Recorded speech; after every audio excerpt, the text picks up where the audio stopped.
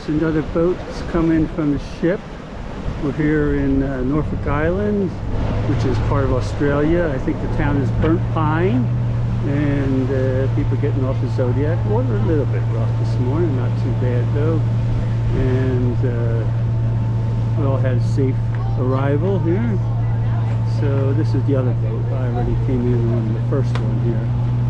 So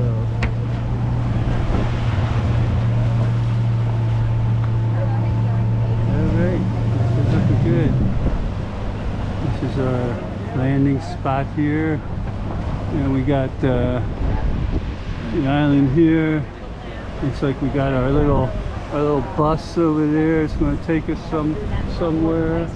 And I think this lady over here, we got customs people checking us because we're coming into Australia.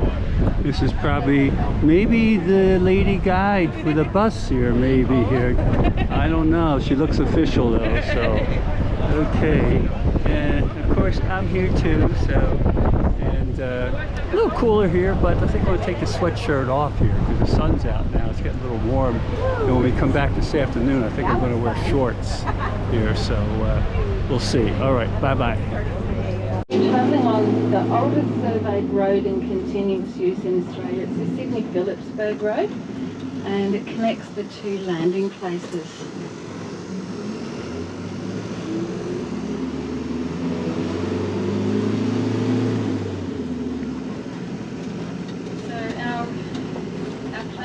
Morning is to do a 3-hour tour of the site. It's the largest of the Australian convict sites. It's 225 hectares.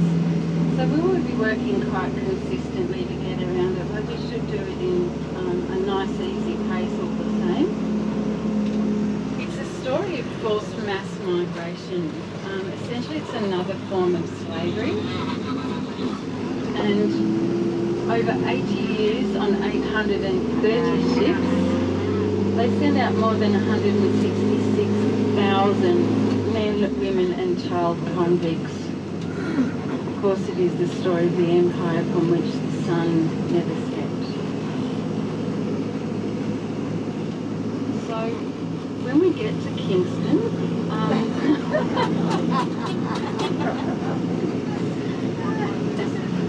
those were the burgers that were walking up to look at birds. This building at the back that's in ruin is our last known example of a pre-1850s human-powered crank mill. So it is was designed for productive punishment. About 100 prisoners, 96 prisoners in 2 shifts are charged with grinding 20 bushels of maize each. The invalids on the front store, on the top floor, they use 26 hand mills and they grind twice as much grain because the men here had worked out how to sabotage the equipment.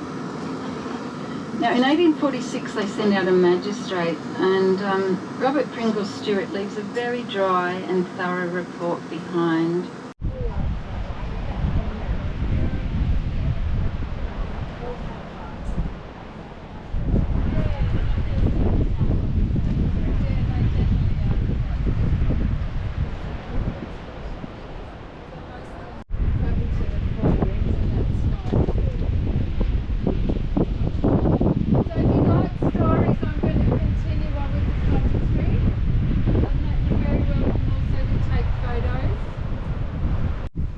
This is the back of that house here.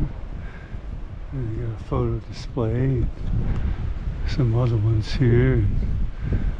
Looks like a well over there maybe. But we'll see. Little footpaths here. Yeah, it's so green. Admission $2. Surgeon's quarters.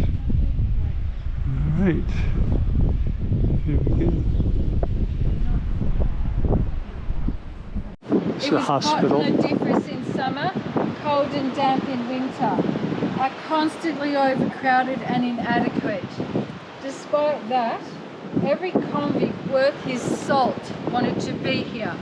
You got a respite from hard labour, you got to sleep the day away, you got improved rations. That caused a problem for the authorities, there was a very high incidence of malingering. So if the prisoners were on agricultural assignment, they'll intentionally injure their feet and legs, they'll burn or scald themselves. There was a 17-year-old lad rubbing broken glass and lime into his skin, which was horrendously painful. They would also use a sap of what they call the manchineel and rub it into their eyes, and that caused temporary and sometimes permanent blindness. So we had comics like Blind Larry and Blind Mooney. It does help you to understand how desperate they were when you understand that. Now, if we have a look at the Major Bunbury, by the way, very focused on productivity. He decides if those malingerers are too sick to work, they're too sick to eat, and he severely reduces the rations. There's obvious consequences to that. This is part of the hospital over here too, on this side. Take a little walkabout. The old ruins of the hospital here. Yeah, held up quite well over the years here, it seems like, unless they reinforced it. I don't know. But the walkways are tall enough for me to walk through, for the most part. This one's got a new fence here, so I don't know what this stuff was here, but I guess maybe there's artifacts in there. They don't want you to walk in here, maybe. They don't know. And you got this one over here, which is, yeah, another little room here.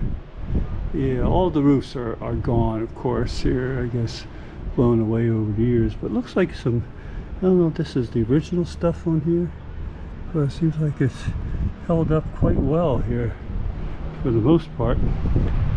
Even out here, we got some more of the area. We're going to be doing some more exploring this afternoon. But up here, oh, here's the civil hospital. That's what it is here. Completed shortly after 1852 for use as a convict or civil hospital, and originally intended for 100 patients. This site is in the area identified as the location of the original government house from the first settlement occupied by Philip Gidley King. Civil Hospital. Here we go.